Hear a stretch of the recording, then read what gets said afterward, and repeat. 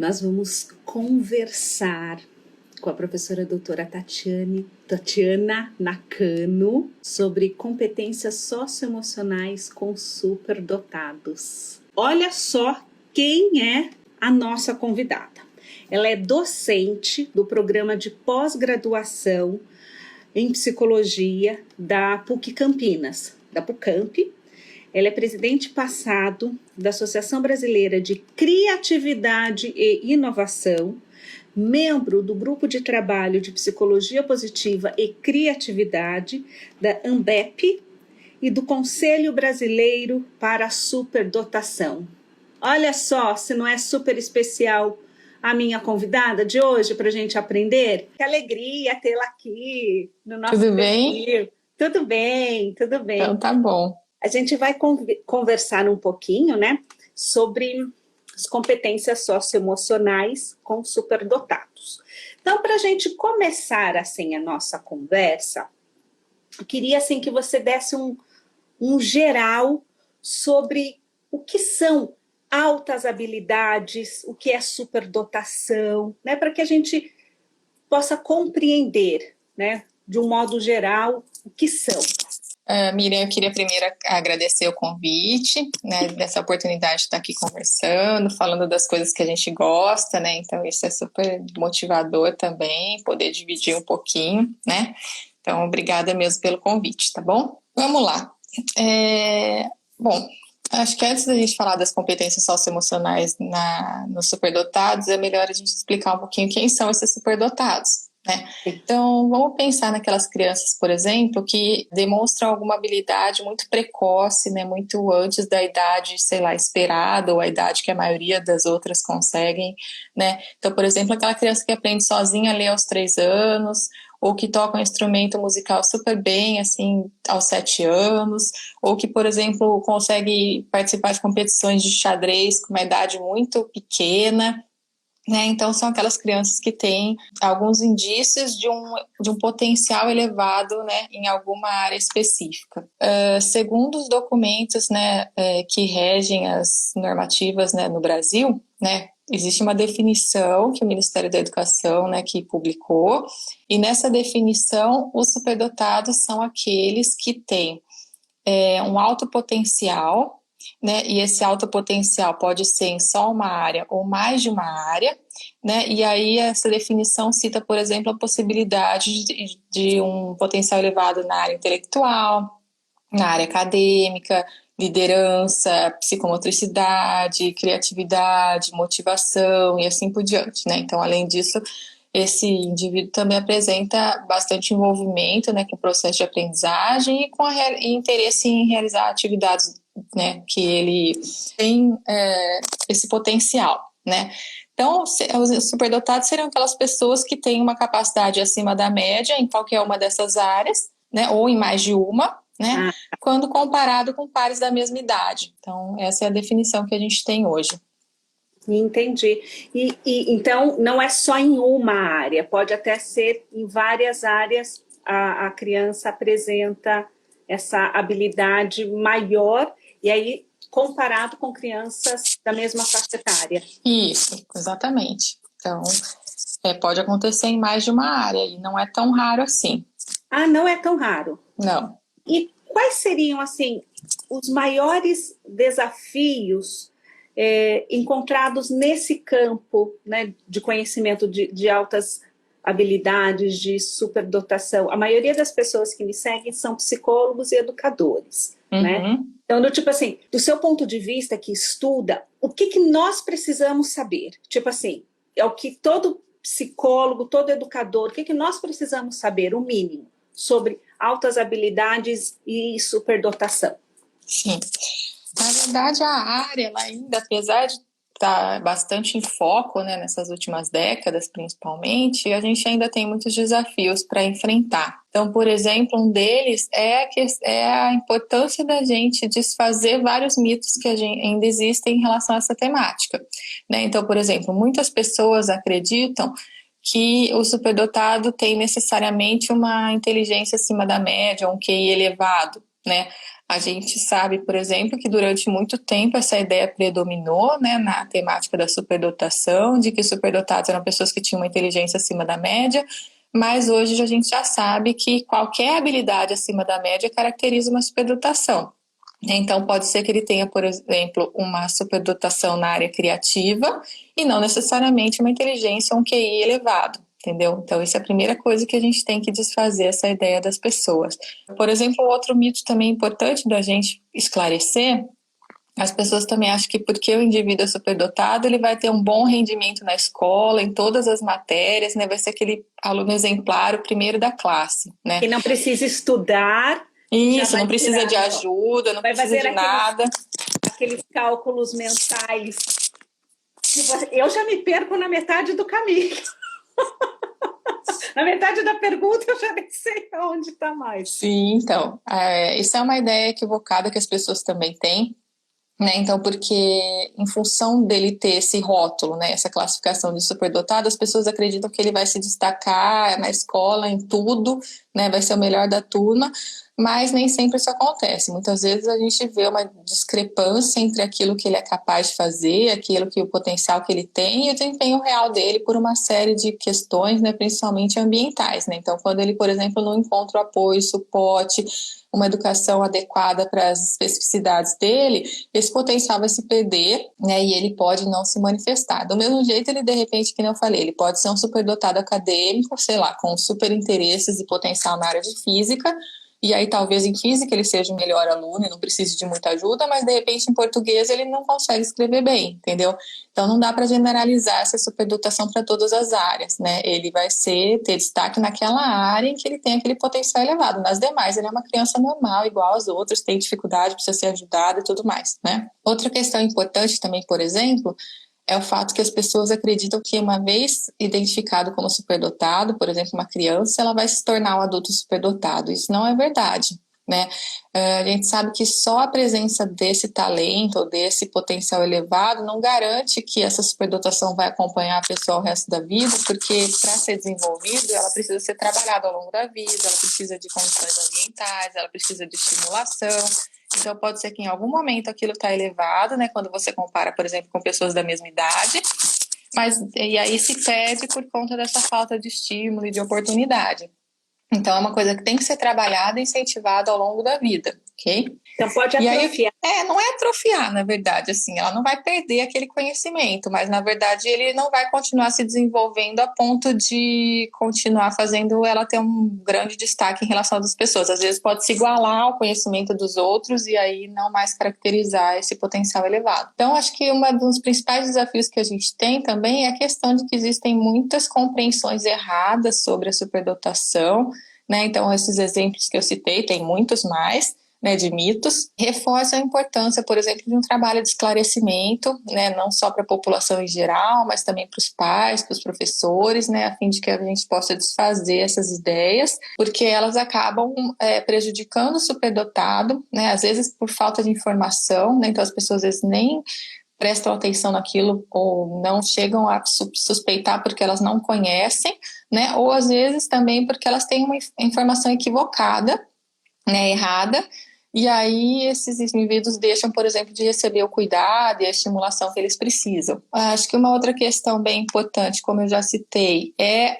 uma dificuldade histórica que a gente tem na área, né? Então, por exemplo, durante muito tempo a superdotação foi confundida exclusivamente como um sinônimo de alta inteligência, e aí durante bastante tempo também esses indivíduos foram identificados somente com testes de inteligência. Então, o teste de inteligência era o único método para identificar a superdotação, né? Então, acontecia uma ênfase assim, nessa parte cognitiva que desconsiderava as demais possibilidades, né? Então, como eu falei, pode ser na área de liderança, de psicomotricidade, pode ser na área musical, artística, criativa e assim por diante. Mas quando você usa só o teste de inteligência, você só considera um tipo de inteligência. E aí, durante muito tempo, esse foi utilizado como critério para a identificação desses alunos, encaminhamento para algum atendimento especializado, né? E todos os outros eram excluídos. Tá? Então, a gente também tem que superar essa questão. Sim, e ainda acabava sendo reforçado até pelos filmes que a gente assistia, Sim. Que aí você acha que o superdotado é só aquele gênio, assim, gênio. Né? Tem um alto QI, né? Que se assemelha aos X-Men da escola do professor Xavier, né? Dos X-Men.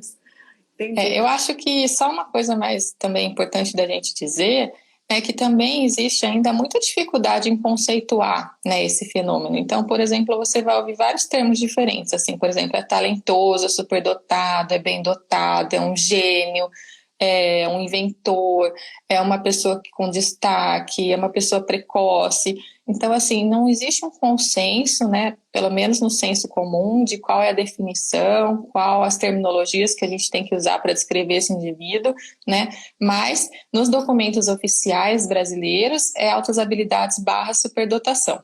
Então, os dois termos combinados. Mas o que fica claro, pelo menos pelo que eu entendi, me corrija se eu estiver errado, pelo que eu entendi, assim, tem que ficar evidente que há uma habilidade acima da média quando comparada com crianças da mesma idade. Exatamente.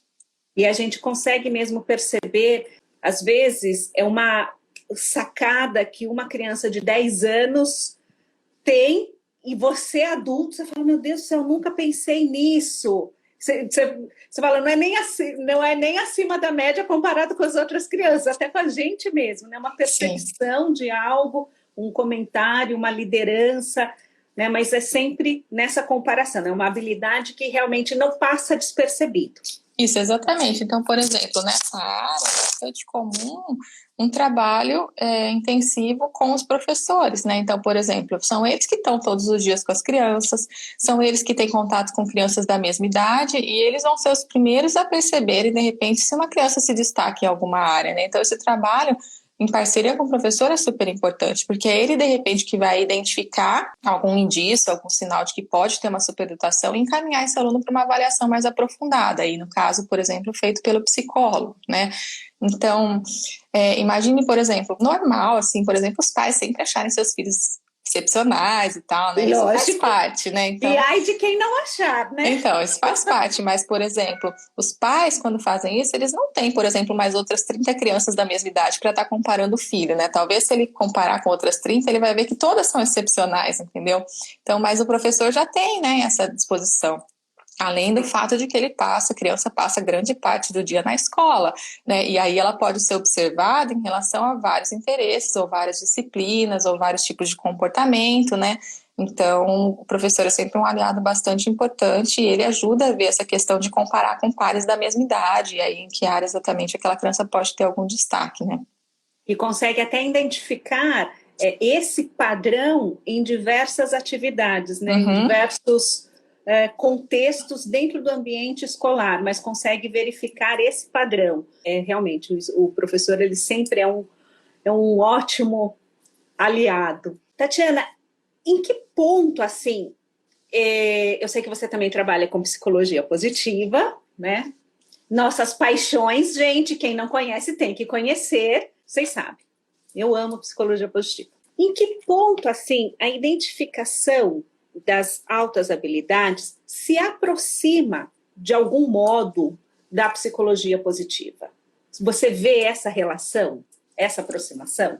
Vejo muita, na verdade, né? Então, por exemplo, quando você busca identificar a superdotação, né, no indivíduo, né, a gente está buscando, na verdade, compreender quais processos e quais fatores, né, a gente pode estar trabalhando para possibilitar, por exemplo, um desenvolvimento psicológico sadio desse indivíduo, né? Então, dentro de uma visão positiva, que a gente vai buscar a adaptação desse sujeito, a valorização das forças e das qualidades positivas que ele tem, dos potenciais, o fortalecimento de recursos pessoais, né? Então, por exemplo, também o fato de que a avaliação da superdotação tem como um dos seus objetivos, né, não só o diagnóstico em si, como muita gente pensa assim, isso é desnecessário, só vai dar um rótulo para o sujeito, né? Não.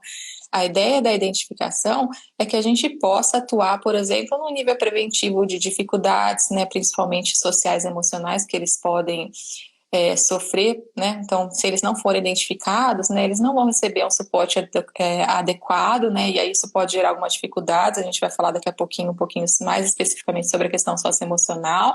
E essas dificuldades, elas acontecem muito por conta que eles acabam se tornando indivíduos que podem ser mais vulneráveis, que ter maior dificuldades, né? Então, a ideia da identificação da superdotação é trabalhar nesse fortalecimento, no incentivo, no reconhecimento dessas habilidades e tomar isso como fatores protetivos para esses indivíduos, né? Então, também, por exemplo, tenta ajudar eles a aprenderem a lidar com eventos estressantes, né? Então, porque ser diagnosticado como superdotado também não é fácil para a própria criança, né? Então, também por conta de que essa condição nem sempre é reconhecida, nem sempre é compreendida, nem sempre é acolhida, né? Então, nos diferentes contextos que ele faz parte.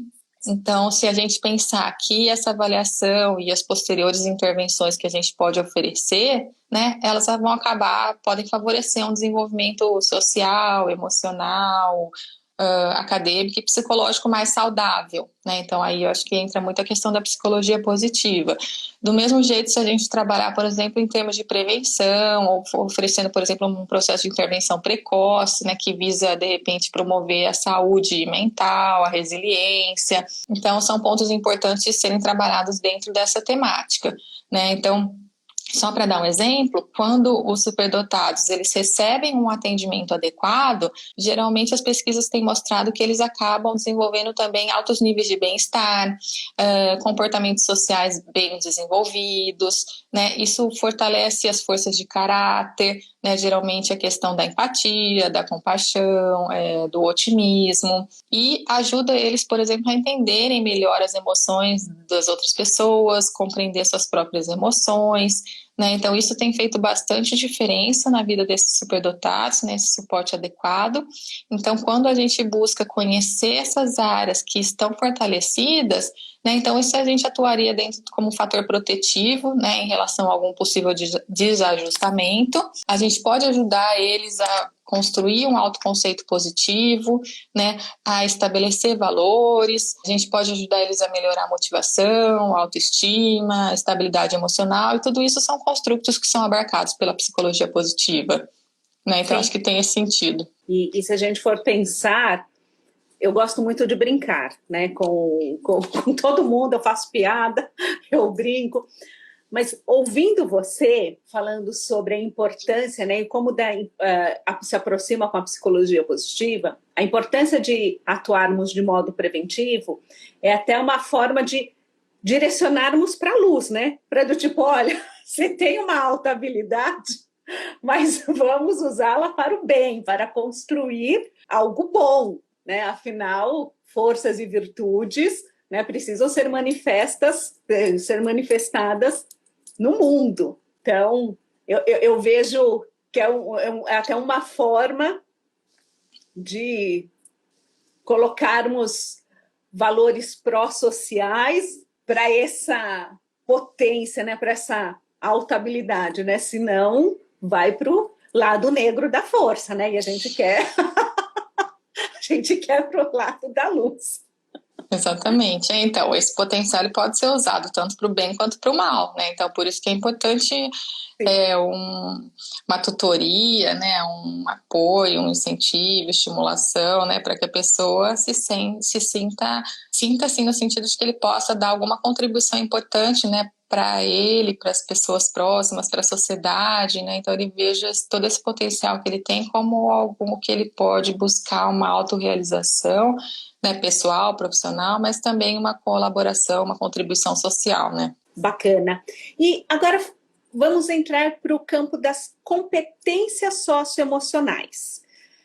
Por que as competências socioemocionais são importantes e por que são importantes para no caso da superdotação, para o superdotado? Sim, uma coisa importante da gente enfatizar, né, assim, onde é que se situa essa questão, é que durante muito tempo, assim, na história, né, em relação aos alunos com superdotação, foi muito enfatizado a questão cognitiva, como eu já falei, né, não só no momento da identificação, mas também no momento de atendimento, né, então sempre se buscou estimular a questão cognitiva, da inteligência, né? E aí, por conta disso, muitas vezes essa dimensão emocional acabou sendo negligenciada, né? Apesar da gente saber que essa esfera emocional, ela pode ser fonte, por exemplo, de vulnerabilidade nessa população, ela foi ignorada durante bastante tempo, né? Então, a gente mais recentemente tem começado a prestar atenção a isso, né, porque o conhecimento desses fatores, né, pode, por exemplo, promover ou afetar o bem-estar desse indivíduo. Então, o cenário atual nessa temática, né, indica, por exemplo, que existem duas visões divergentes que não são consensuais, né, sobre como seria esse ajustamento socioemocional do superdotado.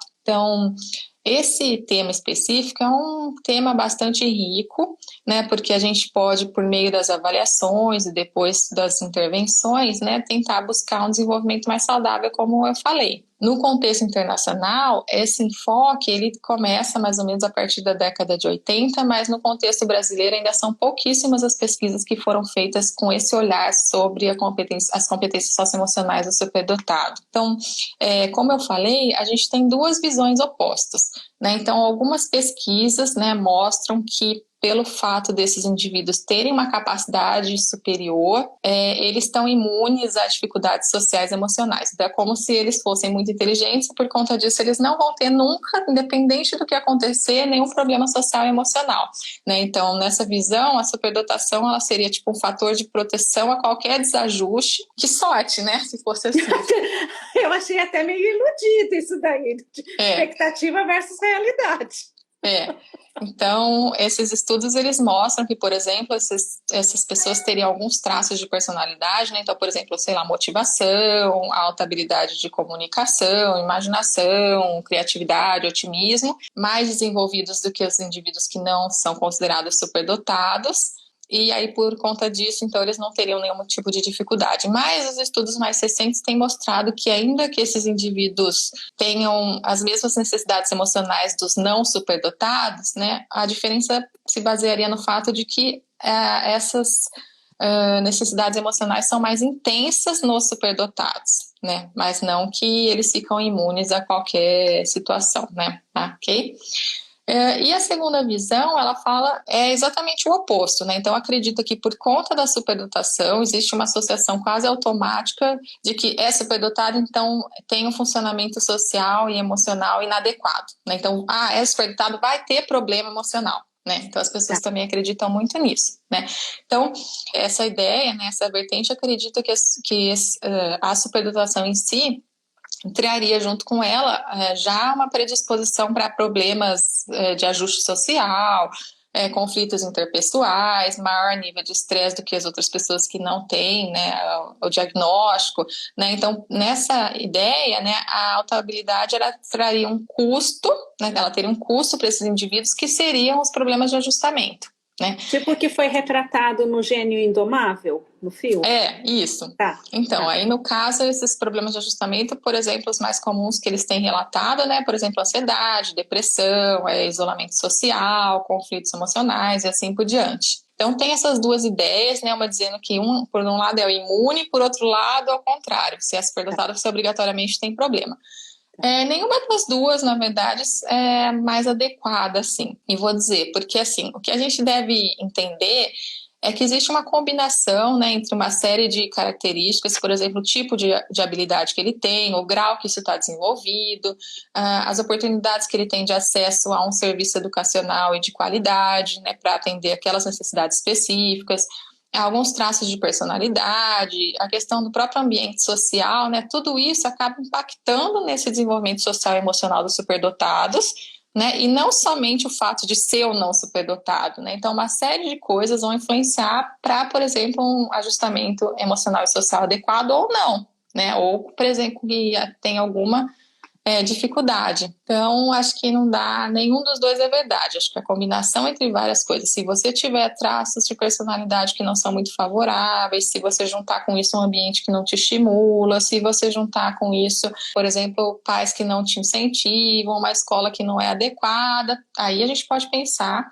na possibilidade de desenvolvimento de dificuldades sociais e emocionais, mas não por conta só do rótulo de superdotação, ok? Não é só o diagnóstico que traz a certeza ou não, né, de alguma dificuldade. E as competências socioemocionais nos superdotados podem ser aprendidas? Então, assim, ó, o que são as competências socioemocionais, né? Então, várias pesquisas internacionais, né, têm mostrado que as competências socioemocionais, elas estão muito relacionadas às teorias de personalidade, né, aos traços de personalidade, especialmente dentro do modelo do Big Five, né, que é o modelo dos 5 grandes fatores, tá? Então, se a gente pensar nesse modelo, vários estudos têm mostrado, por exemplo, que os superdotados, eles têm mais desenvolvidos, ou desenvolvidos mais do que os não superdotados, alguns traços, por exemplo, como conscienciosidade, abertura à experiência, a questão da amabilidade, da empatia, da introversão, né, quando comparado com não superdotados. Né? Então, vou dar um exemplo. Recentemente, aqui em Berkeley, né, foi parte do meu projeto aqui na universidade, né, fiz uma pesquisa junto com o professor Ricardo Prime, e a gente pegou um estudo com mais de 18 mil estudantes brasileiros, né, metade dessas possuíam indícios, né, de uma alta habilidade na área acadêmica, então alto desempenho escolar, e a outra metade não tinha nenhum indício, né? E a gente comparou o resultado dos dois grupos, né, em medidas dentro do Big Five, né?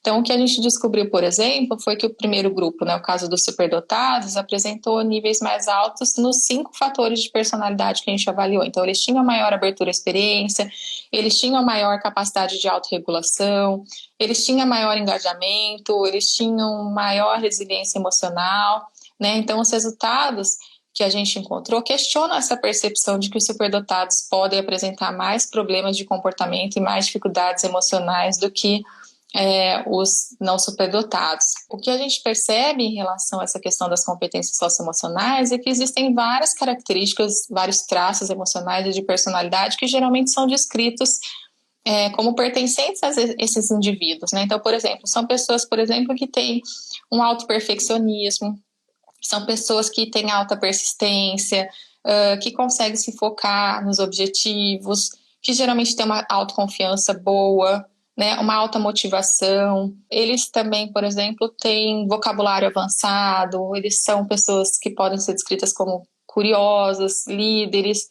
né, que se engajam numa tarefa, que têm um senso de justiça bastante aguçado, são pessoas inconformistas, né, e que pode ter uma tendência à introversão. Então, esses são os traços que a gente poderia dizer que geralmente descrevem essas pessoas, né, e que podem, se bem trabalhadas, né, serem alguma fonte de desenvolvimento saudável, né, e adequado. Mas, por outro lado, também é importante a gente deixar claro que existem vários traços que podem também estar presentes nos superdotados, né, que podem dar origem a dificuldades, né. Então, por isso que eu falo a questão da importância do ambiente, né. Então, por exemplo, eles são indivíduos que, na média, né, em geral, têm muito medo de errar, eles têm muita dúvida em relação a si mesmos, então, hora eles se acham bons, outra hora eles se acham ruins, né, eles têm uma tendência a ter um isolamento social, né, muito sentimento de culpa, são pessoas, por exemplo, que têm preocupações excessivas, muitas vezes chega até num nível obsessivo. Eles têm uma autocrítica e um autojulgamento muito elevado, né? Eles cobram muito de si mesmos, são muito cobrados também pelas outras pessoas.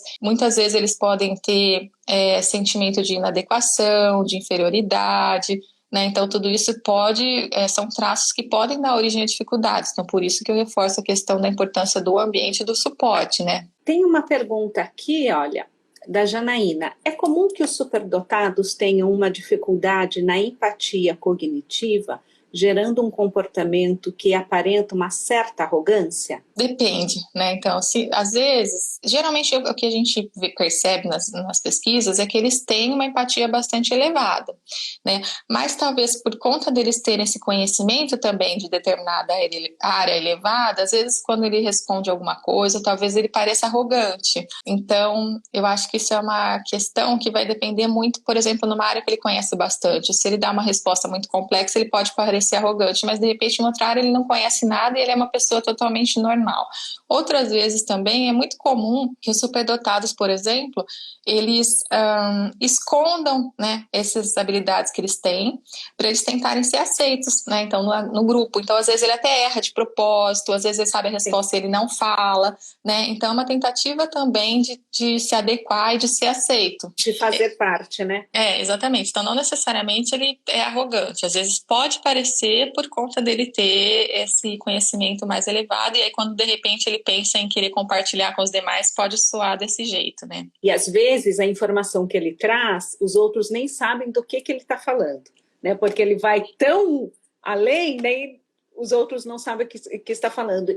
E eles percebem isso, né? Que o outro não entendeu, e esse desconforto é do tipo, vou ser deixado de fora, então é melhor eu não falar mais nada. Uhum. Então, muitas vezes eles se sabotam mesmo, assim.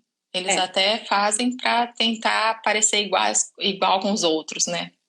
Sim, de errar de propósito, de não falar, porque eles já perceberam que o que eles sabem, o que eles falam, às vezes ele é deixado... Ou às vezes também, isso é uma consequência também da atitude do professor, né? Então, por exemplo, às vezes uma criança que todas as questões, ela levanta a mão e ela quer responder, vai chegar um momento que o professor fala assim, quem sabe a resposta? Menos fulano.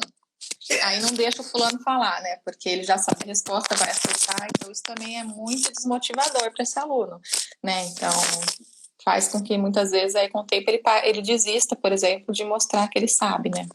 Sim, isso é bastante comum. Menos tal pessoa, quem sabe a resposta. Porque aqui, tipo, esse eu já sei que sabe. Tem uma pergunta aqui do Arthur, na verdade não é uma pergunta, ele pede uma indicação de livros sobre como trabalhar com os alunos o fator socioemocional e flexibilidade. Então, sim, a gente não tem muita literatura específica sobre isso, né? Como eu falei, são poucos os estudos no Brasil. Eu sei que recentemente foi lançado um livro, só que aí ele é em inglês, não sei se isso vai te ajudar ou não.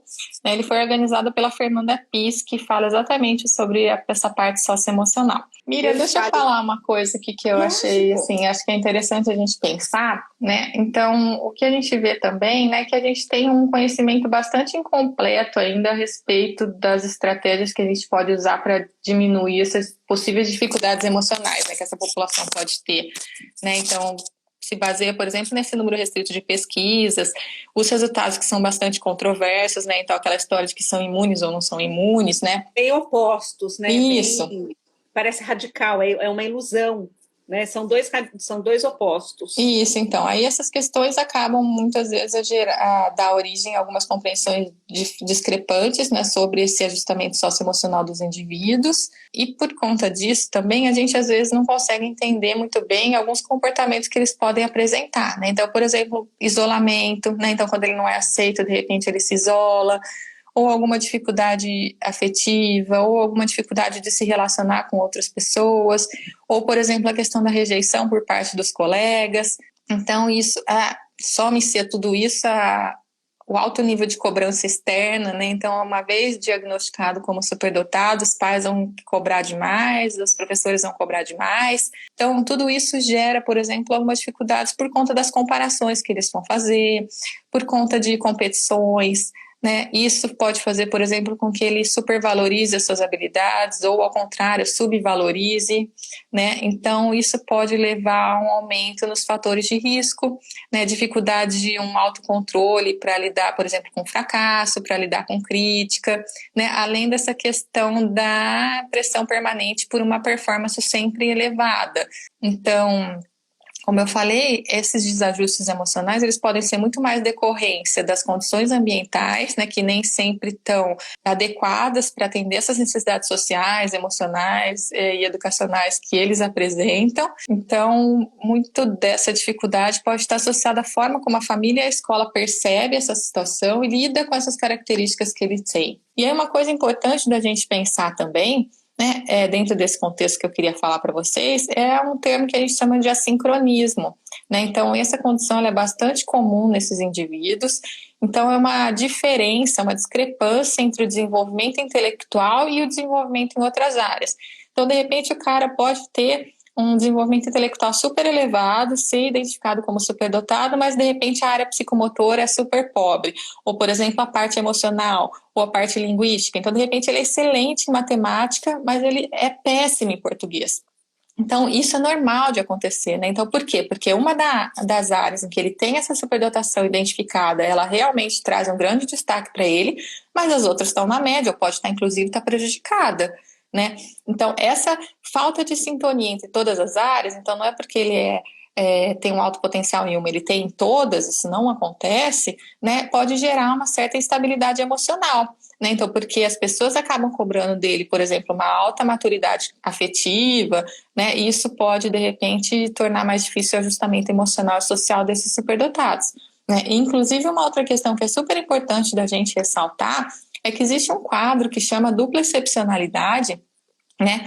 Onde existem duas condições que estão fora do normal, né? Fora do ritmo de desenvolvimento normal, só que uma é elevada, então, por exemplo, uma superdotação em alguma área, mas que ela pode acontecer junto com um déficit ou um transtorno ou um prejuízo em alguma outra área. Então, por exemplo, pode acontecer, e isso não é impeditivo da superdotação, uma superdotação, por exemplo, associada com uma dislexia, com TDAH, com transtorno de Asperger, com transtorno do espectro autista, com uma dificuldade de leitura e aprendizagem, né? Então, uma deficiência física, né? Então, não é porque você tem uma área elevada, você tem, tipo, tudo, né? Então, isso pode acontecer. Então, a gente chama de dupla excepcionalidade porque são duas exceções à norma, né? Então, a pessoa, uma para cima da média e outra abaixo da média. Abaixo da média. Então, nesses casos, por exemplo, a gente tem que cuidar das duas situações, né? Então, a gente tem que usar, nesse sentido mais da psicologia positiva, os pontos fortes que ele tem, né?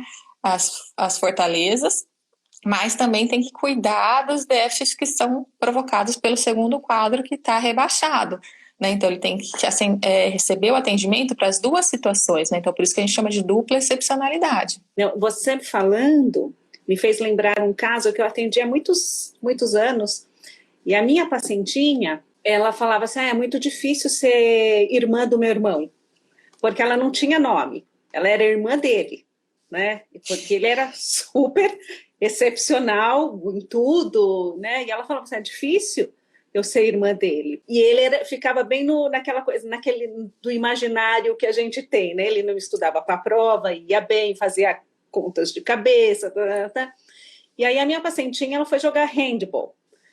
E super bem no handball. E aí quando eu chamei o irmão, né, para fazer uma sessão com ele dizia assim, mas é difícil ser irmã dela, irmão dela, porque eu não sei pegar na bola.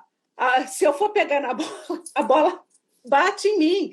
Se eu for chutar a bola, eu tropeço. Ele falou assim, é difícil brincar com ela, jogar com ela, porque ela é muito boa. Então, ele tinha uma admiração pela minha paciente, né, que era irmã, por ela fazendo umas coisas que ele achava que era incrível. E ela falava assim, não, mas é difícil eu ser irmã dele, porque eu nunca vou conseguir fazer o que ele faz conta de cabeça, eu não sei o quê.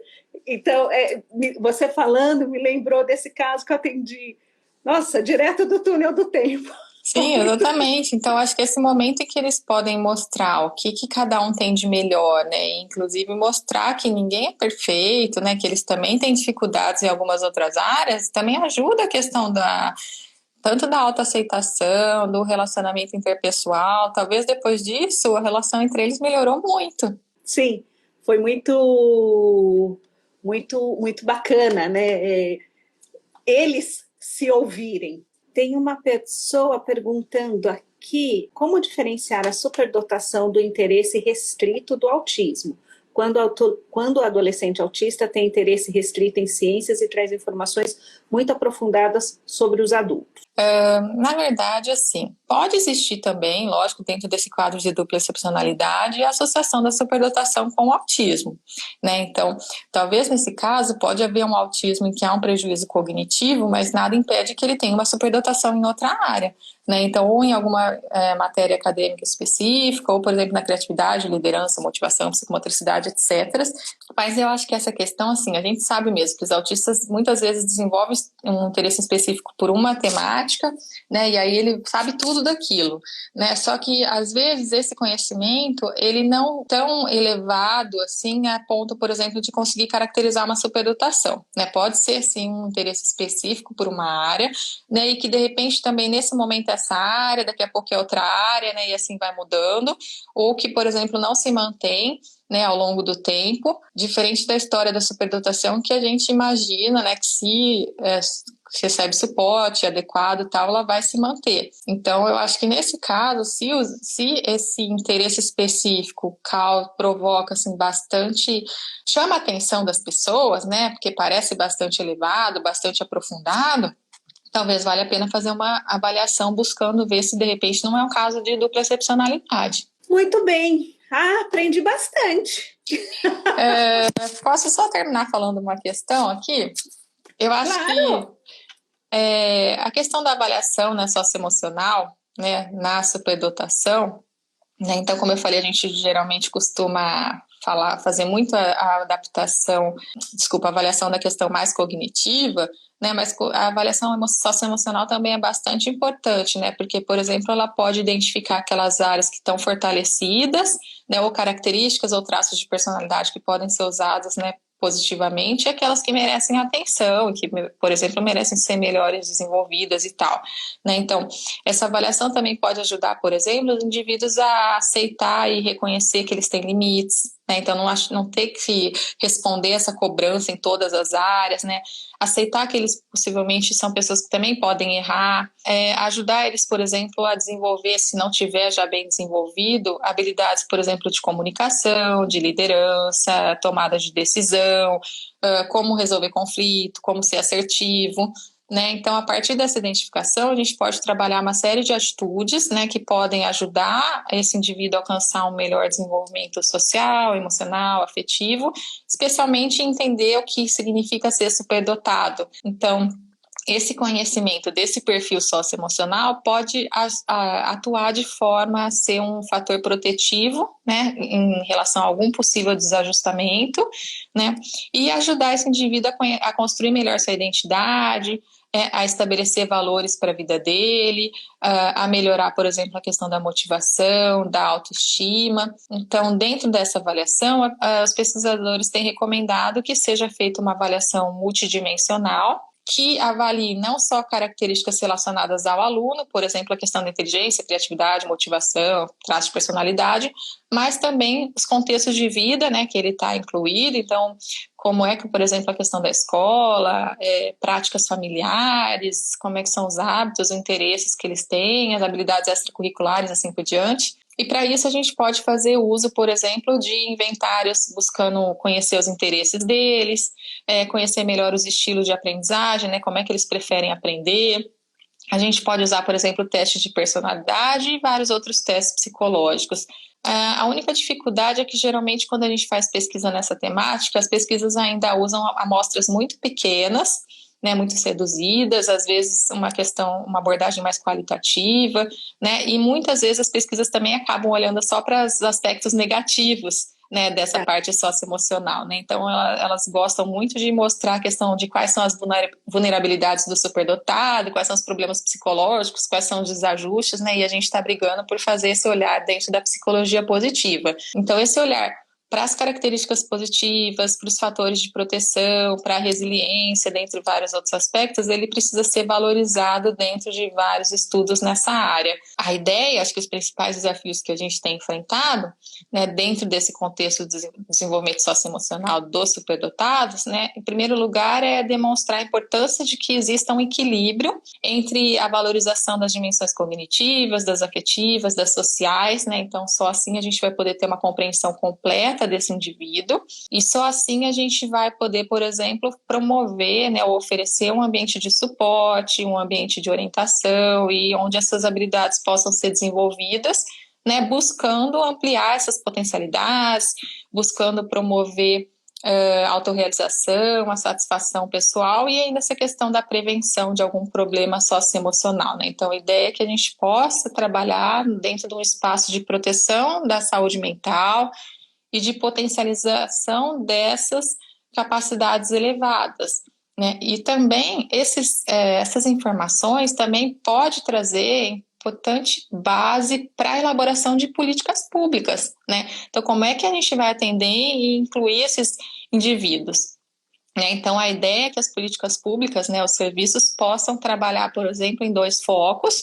né? Então, dentro dessa parte socioemocional, num foco remediativo, então, naqueles casos em que já existe algum prejuízo ou alguma dificuldade, um problema socioemocional, né? Então, a ideia é que a gente possa, de uma forma bastante precoce, oferecer algum tipo de intervenção, né? Quando o indivíduo, por exemplo, já está numa situação de risco acadêmico, social ou emocional, mas também com enfoque preventivo, né, para tentar estimular o desenvolvimento sadio, né, isso pode ser feito, por exemplo, por meio da orientação a pais e professores, né, de como eles podem aproveitar os potenciais dessa criança, como é que eles podem valorizar as diferenças que elas têm, né, incentivar, por exemplo, a questão da autoestima, né, e receber orientação de como adequar esses ambientes para as necessidades específicas desse indivíduo, né, com a ideia de transformar tudo isso em potenciais e habilidades. O conhecimento dessas competências socioemocionais, elas são muito importantes para que a gente possa permitir para esses indivíduos que eles estabeleçam, por exemplo, relacionamentos sociais positivos, né, e que eles se distanciem de comportamentos de risco. Por isso que é muito importante que essa parte socioemocional seja incluída também nos currículos escolares, né? Então, dentro de uma proposta de desenvolvimento integral que não vise só, por exemplo, essa parte cognitiva, né? Então, isso pode ajudar não só os indivíduos superdotados, mas os outros também, né? Então, no estabelecimento, por exemplo, de relações interpessoais mais adequadas, satisfatórias, no alcance de uma melhor saúde física e mental, né? Então, a escola, ela assume um papel importante, né, na identificação de problemas precoces, né, que podem estar aparecendo nessa parte socioemocional e dificuldades de aprendizagem, né, que podem ser decorrentes dessa parte socioemocional e não de alguma cognitiva, por exemplo. E aí, então, ela pode oferecer condições para um processo de identificação, né, das principais dificuldades e pensar num modelo de intervenção adequado, né. Então, dentro de uma tentativa de uma avaliação mais integral desses indivíduos, né? Então, dentro dessa linha mais preventiva, né, que com certeza pode beneficiar não só os superdotados, mas também os outros, todos os alunos e o próprio trabalho dos professores, né? Última pergunta, gente. Tati, você costuma usar a avaliação das forças pessoais como instrumento para orientá-los? Sim, na verdade, isso é talvez um dos benefícios mais importantes, né? Que nem eu falei, não é só você chegar e dar um papel, né, um laudo e dizer, olha, fulano é superdotado, e aí o que o pai faz com isso, né? Então, acho que a ideia é exatamente isso, levantar assim, o que ele tem de forças, o que ele tem de capacidades elevadas que podem promover um desenvolvimento com destaque para ele em alguma área, né? E como é que ele pode usar essas coisas a favor dele, né? No sentido de um desenvolvimento mais saudável, um desenvolvimento mais satisfatório, principalmente, né? Então, a ideia é se basear nessas forças, né, para pensar em estratégias de desenvolvimento, por exemplo, ou de adequação curricular, entendeu? Então, de oferecer oportunidades para esse aluno, então, se desenvolver de uma forma que também seja prazerosa para ele. Sim, é até aquela, não sei se já aconteceu com você, mas já aconteceu com muitos pacientes, quando eu faço o teste das forças pessoais, alguns falam assim, por exemplo, dá lá amor, eles perguntam, tá, mas o que eu faço com isso? O que eu faço com amor? Eu acho que a gente, então, só o papel em si, ele não diz nada, né? Então, também a gente, durante muito tempo, teve uma tendência, assim, a psicologia em geral, né, de apontar deficiências e fraquezas, né? Então, a gente só procurava quais eram os problemas daquela pessoa, né? Sim. Ainda bem que isso foi superado, né? Principalmente depois com o surgimento do movimento da psicologia positiva. Então, as avaliações, elas tendem a ser um pouco contrárias, assim, eu acho, né? Então, na ideia de que ela mostre as forças, o que a pessoa tem de bom, de bem desenvolvido, de potencial, né? E claro, a gente não vai deixar de apontar se tem alguma limitação, sim, algum déficit, mas isso não é mais o foco principal. É o que eu sempre tenho falado, é para equilibrar a balança, né? Porque antes o peso do negativo estava lá em cima e o do positivo não se sabia, não se investigava, a gente não tinha nem como enxergar, né? E agora está equilibrando a balança. Tati, muito, muito, muito obrigada pela doação de conhecimento, pela doação do seu tempo. Foi um prazer, uma honra aprender, escutar você aqui, ter você aqui na nossa live, na nossa aula. Só tenho a agradecer, muito obrigada por tanta contribuição também com as pesquisas em psicologia positiva. Eu também queria agradecer muito essa oportunidade, foi muito gostoso vir falar aqui, né? Eu acho que foi bem descontraído, é gostoso sempre a gente poder dividir um pouquinho do que a gente sabe, Deixo à disposição meu Facebook e meu Instagram, vocês podem entrar em contato. E, de novo, muito obrigado pelo convite, foi muito legal, muito prazeroso, é muito gostoso falar do que a gente gosta de estudar, né, e que a gente se interessa. Tati, muito obrigada. Tchau, tchau.